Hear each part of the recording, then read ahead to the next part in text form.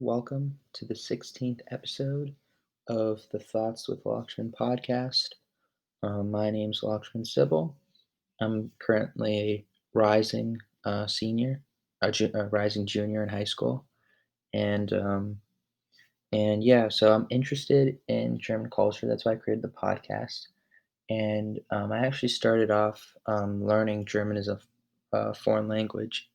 And as I got deeper and I progressed with my online course, I started learning more about culture as part of the course, and that, kind of sparked an interest almost for me.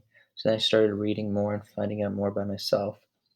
And after I started doing that, I thought it would be a good idea to start a podcast where I could focus on individual topics and maybe be a bit more organized with my reading and just my learning in general, with what I'm doing outside on German culture, and I can also share it to many people. I think 62 total people have listened to episodes of my podcast so far, which is great. Um, but yeah, so in this episode of the podcast, we're going to be focusing on a more historical topic. In other episodes, we've focused mainly on culture, on aspects of German society, but today we're going to be focusing on World War One and from Germany's perspective. Just to Oh, I forgot to say this, but my podcast is available on Spotify, Apple Podcasts. I even upload it on YouTube, and it's the Thoughts with Lakshman podcast. But yeah, let's just get straight into it. So right now, because of the ongoing, commemorations, interest in, World War One has really never been higher. And, whether it's through, visiting poppies at the tower, touring battlefields in Belgium and France, or, tracking, or digging local archives to uncover the community stories, um, there's truly been an unprecedented number of people who have come, face to face with their history in new and exciting ways. Um, and there are, though, a few aspects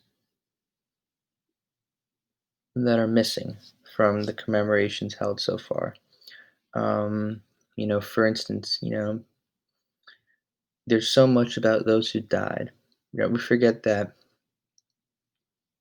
sacrifices made by soldiers who survived, as well as those who stayed home, um, those who contributed. So there, because whenever you're fighting a war, um, a lot of people are going to die, unfortunately, and there's a lot of focus on that. But, there's not enough focus on the people who have life-changing injuries, the people who lose their legs or something, the people that are paralyzed, just like they live differently the rest of their lives because of the war. And at that time, they'd only take people, they draft you into the army, and you had to be between 18 to like what, 35, something like that, in good physical condition. So you're really, at the younger stages of your life, and you're if you suffer life-threatening, life-changing injuries, you have to deal with that for 40, 50 years. If even and that's only if you survive the war. A lot of people don't survive. Um, we also tend to focus, narrowly on the Western Front. When this was, after all, a world war. But yeah, I would also want to concentrate. Another aspect which is often overlooked, um, and that it was only a British only event. The fact that British soldiers fought alongside allies, most notably, the French, and against human enemies, most notably the Germans. That's often skipped over, and we tend to look at, war from an exclusively British perspective. Um, but if we see the war not through a British perspective, but through German eyes, it can we can understand some myths like and what's false about what's often described with the war, and then also new information that we might not have understood before. So, let's starting with the German army. So, a myth about the German army was that, you know, they were a superb tactical instrument, with a very flexible system of command, which enabled fast responses and great flexibility. And the German army learned and adapted to the challenges of the new warfare with speed and skill, developing stormtroop tactics in the attack, you know, an elastic defense when under threat, and both of those, are strong are considered to be very strong military strategies and tactics. But the reality is that the weakness within the German army contributed greatly to its defeat. Like the officer corps was not very there was a lot of chaos going on because the senior commanders, they interfered all the time in the operations of, their subordinates. And Germany was overtaken, in the race to innovate by Britain and France, who created new ways of fighting in 1918 that Germany couldn't answer. Um, I mean, there's also another aspect of this is arrogance, right? Just like, the British and Blair's wars, the German military's confidence in its ability to solve problems outran its capability.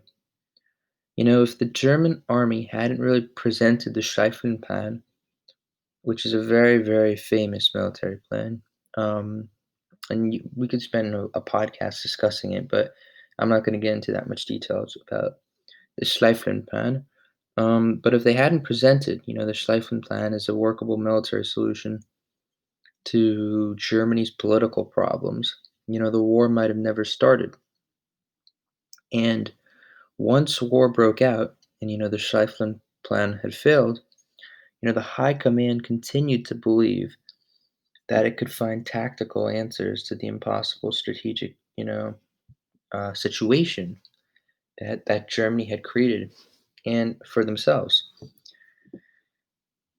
And the army's failure to really be honest with itself or with its politicians cost Germany dearly. And it's often said that arrogance loses wars, and you can see that with Germany. Now, the French were seen more as a threat by the Germans than the British.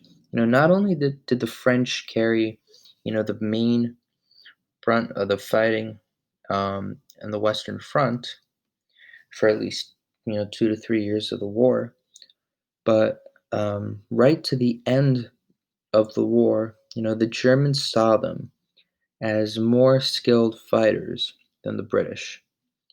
And the troops of the British Expeditionary Force, they were seen as brave, but they clumsily handled, many situations in battle.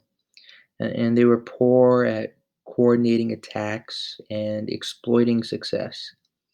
And, on the other hand, politically, London was seen, as the center of gravity, and of the Entente, the Allied powers. And in March 1918, the German army launched its final desperate attempt to win the war with an attack on the BEF, partly because it felt that the British were a softer target.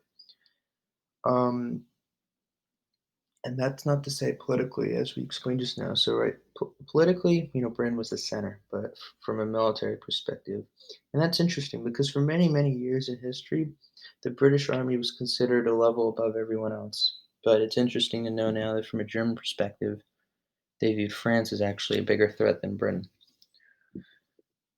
Another aspect is, learning and adaptation. One myth is that the war was a static, sterile stalemate, where everyone just kept bashing away in the same unimaginative and futile manner. But the reality is that it was a cockpit of furious innovation. Every time one side came up with some tactic or measure to give it an edge, the other, raced to counter it. And brand new technologies such as the airplane and the tank, they were developed as weapons and built into radically different ways of fighting war, which, by 1918 were almost unrecognizable to the soldiers of 1914. Learning and adaptation constituted another front in the war, one contested, no less savagely than the physical fighting fronts. And then there's also some myths about the winners and losers. So a myth is that no one really won the war. Um, Little changed, nothing was solved. Domestic, social, and political change remained glacial, and in international relations, it took a second, even more terrible war to resolve the world's question on Germany, the world's Germany question. And in reality, um, from a domestic standpoint, it is partly true. Not much changed in Britain. There were no homes for heroes, and certainly few jobs. Some women got the vote, but they probably would have gotten it anyways. Politics really went on much as before. But in much of Europe, however, everything really changed. Revolutions brought down the empires of Russia, Austria Hungary, the Ottomans, and of Germany also. They swept away monarchies and ruling classes which had endured for centuries. And the tragedy for Germany and the world was that the Weimar Republic, which took over from the Kaiser, was too weak to really withstand, the ravages of the Great Depression and the demonic force represented by Hitler and the Nazis. And it's not always easy to see wars from all sides. Language can be a barrier. Records can take digging to find, and everything takes time and money.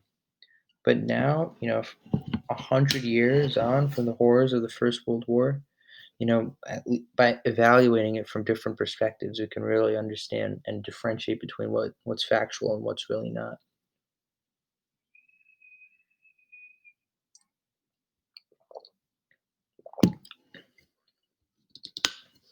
But yeah, so now let's focus on World War One again from a German perspective, but more um, during the war, like the day to day, like what's happening during the war, opposed to focusing on the results and outcomes and how generally. But we're going to look a bit more specifically and more detailed right now. So during really the first days of World War One, many Germans experienced a sense of bonding that had really eluded them since the founding of the empire.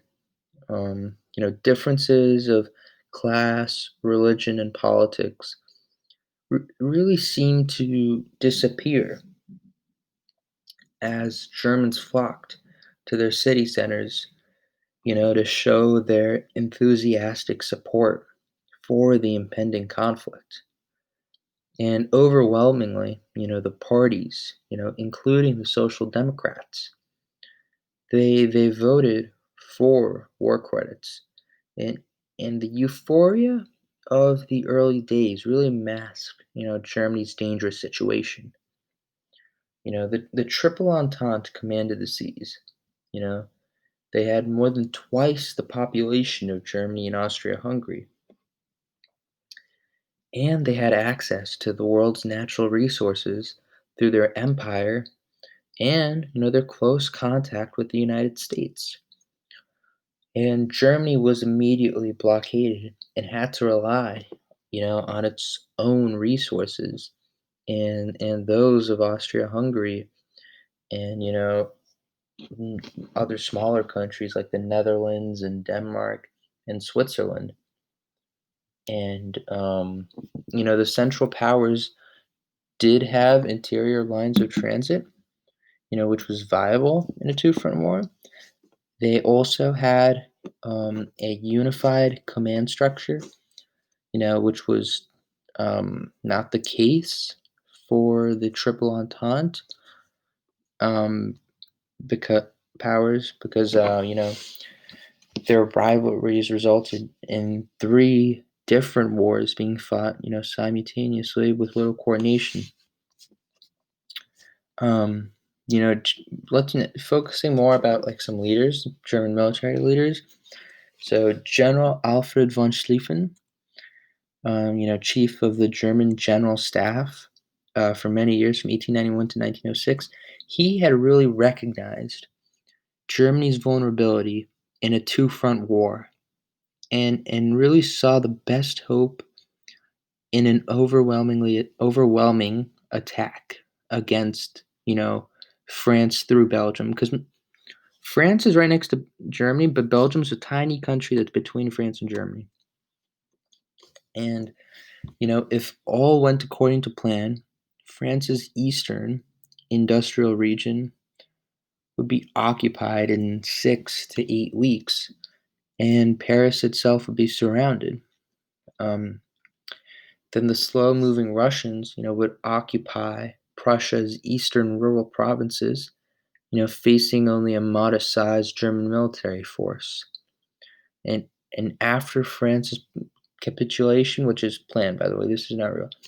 Um, whole armies would move to the eastern front to drive the Russians out. Even though Schlieffen died in 1913, the plan was put in motion, by General Helmuth. Um, and really, as often happens in history, the plans of men may go awry in ironic ways. So the Western armies of Germany did, move through neutral Belgium, but were stopped in a very famous battle called the Battle of the Marne in northern France. You know, and this is in 1914, so right at the early stages of the war. Meanwhile, you had General Paul von Hindenburg, who's another very famous German general in history, and he was reactivated when he was 67 years old, and he was sent to the eastern front, to the eastern side of Germany, to halt the Russian advance into East Prussia. And there the Germans actually unexpectedly they defeated two large Russian armies at the Battle of Tannberg.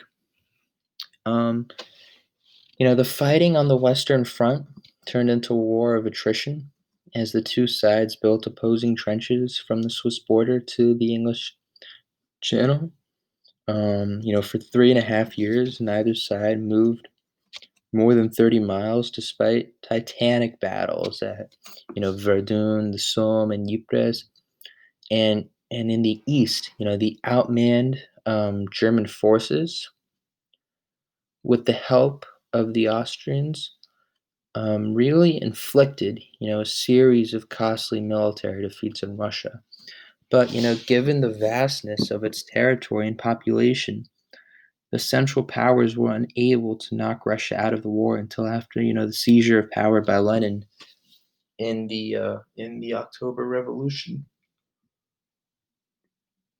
of 1917. But with Italy, which entered the war in 1915, Romania, and they entered the war on the side of the Central Powers.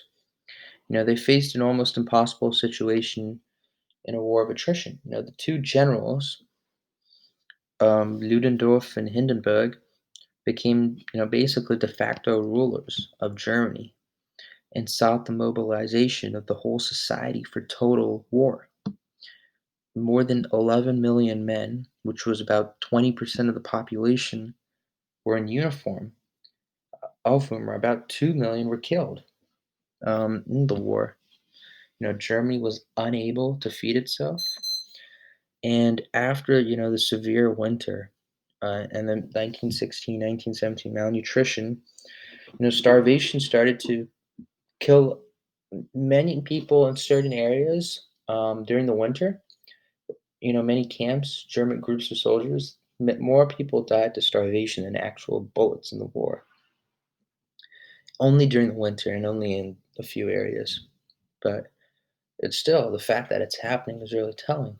Um, on the diplomatic front, the elites ruling Germany, they had really planned for vast annexations of Russia, Belgium, and French territory, as well as for an African empire. And the war costs were to be paid by the defeated powers, of the Triple Entente. And at no time uh, during the war did the German government engage in serious negotiations to restore the sovereignty of Belgium or to return to the status quo before the start of the conflict. Nor were the Triple Entente and its allies very interested in a negotiated peace, but their situation was not as desperate as Germany's. In fact, every government found it safer to demand, even greater efforts from its people than to admit, their earlier sacrifices had been in vain. And as the stakes grew higher and the game more dangerous, no player felt able to really leave the table. And Ludendorff and Hindenburg, they really adopted a risky strategy. You know, they adopted an all or nothing policy regard to victory. They created an independent state of Poland in 1916, and that really prevented serious negotiations with Russia for a separate peace. They adopted submarine warfare in 1917, despite the knowledge that it would bring the United States into the war, because it offered a slim hope, of quick victory if Triple Entente ships carrying men and supplies could be prevented from reaching France. Um, Ludendorff also mounted, a major offensive in April 1918, ignoring Wilson's proposal of his 14 points for a future peace and failing to offer any peace terms of his own. When asked what would happen if the offensive failed, he often replied, "We're done. Germany will be destroyed." And it really demonstrates the all or nothing strategy because Germany they spent a lot in the war. They went all out, and their plan was always they were always very confident, and they thought if they won, they wouldn't have to pay for their costs. Their war costs would be paid by the losers, and if they lost, they'd be toast, and they lost. And the fact that Germany is actually where it is today, after suffering major defeats in two world wars, where they invested so much, it's quite impressive, actually. Um, but anyways, yeah, let's get back to the topic. So in 1917, the Reichstag, which was following the lead of the Center Party, passed a resolution that called for Germany to refrain from any annexations. Social Democrats and progressives, they rallied to support the resolution, and the military and civilian leadership ignored the resolution and enforced peace on Russia and Romania in 1917 and 1918. And when the major battle in the West was brewing in April 1918, there were more than 1 million soldiers in the East, to enforce peace with Russia. And clearly the military and industrial elites who ruled Germany considered themselves um, involved in two wars simultaneously, one against the Triple Entente and the other against the aspirations of the German people for full political, you know, emancipation.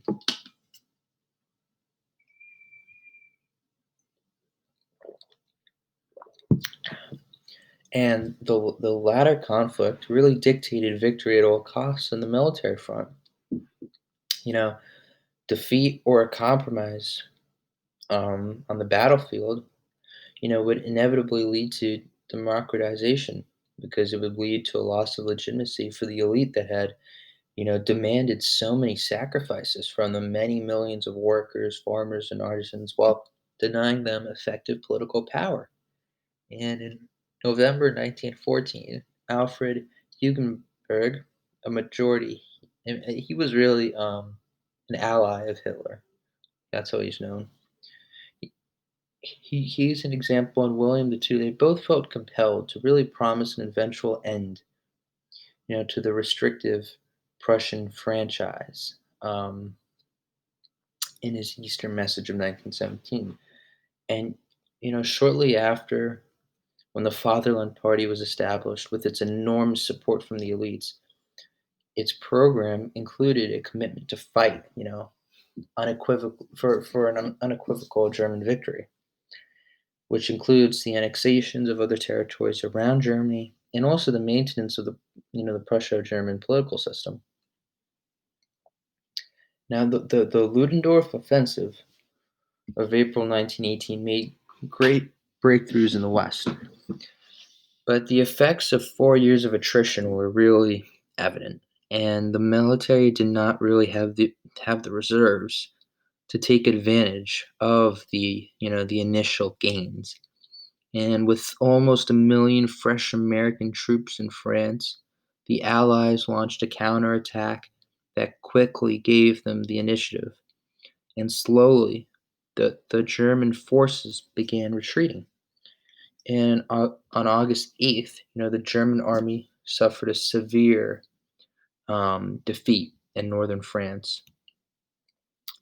And not long, after that, William II installed a new, more liberal government in Berlin, which was headed by, Maximilian and Prince von Baden. And the new ministers, they were informed that the war was virtually lost, and they were really advised to seek an immediate armistice. And before the negotiations were successful, revolution broke out in the German Navy and spread to the military and urban workers. And the government of Maximilian and Prince von Baden, they resigned, and William II, he was forced to flee to the Netherlands on November 9th, 1918. The Social Democrats, they declared a republic, and they took power, at this appalling moment of defeat and really a low point in German history. One of the two major low points in German history. While former military and civilian leaders, they caught, uh, they really sought to escape responsibility for this chaos and problem the country was dealing with now that they lost the war.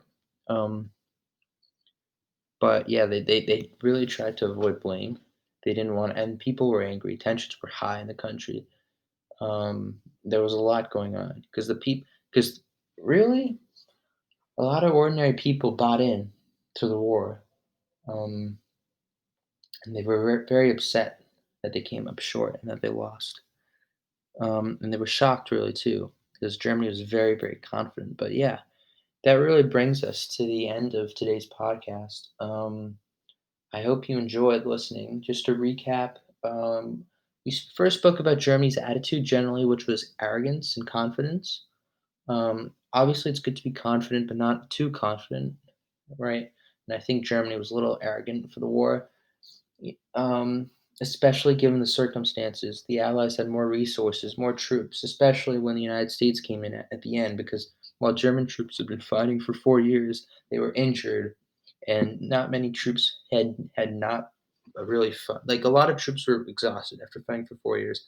The United States was able to bring in fresh troops.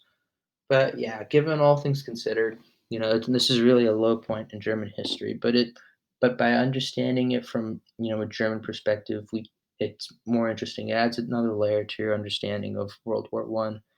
But yeah, thank you for listening to the podcast. I hope you listen to many more in the future. Goodbye.